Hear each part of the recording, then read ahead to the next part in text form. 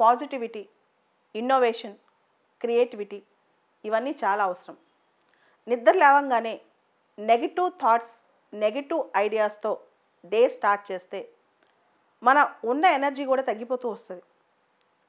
పొద్దున్నే ఒక మంచి పాజిటివ్ ఫీల్తో వీలైతే మనం ఫస్ట్ సెకండ్ చూసే వ్యక్తులు నిద్రలేసిన తర్వాత పాజిటివ్ మైండెడ్ ఎనర్జెటిక్ వ్యక్తులతో మనం ఉంటే ఆ రోజంతా ఎనర్జీతో నిండిపోతుంది. చాలా సందర్భాల్లో ఒక నెగిటివ్ వ్యక్తో, ఒక నెగిటివ్ థాటో మన డేని పాడు చేస్తారు. తెలియకుండా ఆ నెగిటివిటీ మన మైండ్లో కూడా ఎంటర్ అవుతుంది. కొన్ని సందర్భాల్లో ఏమవుద్దంటే బాగా నెగిటివ్ థాట్స్, నెగిటివ్ ఐడియాస్ ఉన్నవాళ్ళు మన కుటుంబంలోనో మన దగ్గర ఫ్రెండ్స్లోనో ఉంటారు.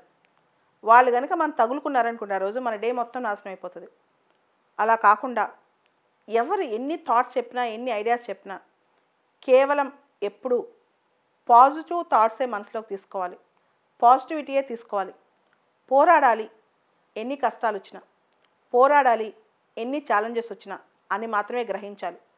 అలా కాకుండా డిప్రెషన్లోకి వెళ్ళిపోయి నెగిటివ్ థాట్స్తో నీరసంగా ఎప్పుడు ఎవరినో తిట్టుకుంటూ, దేన్నో తిట్టుకుంటూ ఇలా ఉండిపోయామనుకోండి, ఇక్కడే నిజంగా మన డెత్ నెల్ అనమాట. కాబట్టి ఎప్పుడూ పాజిటివ్గా, మంచి స్ట్రెంగ్త్తో, ఎనర్జీతో, నవ్వుతూ చీర్ఫుల్గా పనిచేసుకుంటూ వెళ్తే ఆ జీవితం చాలా అద్భుతంగా ఉంటుంది.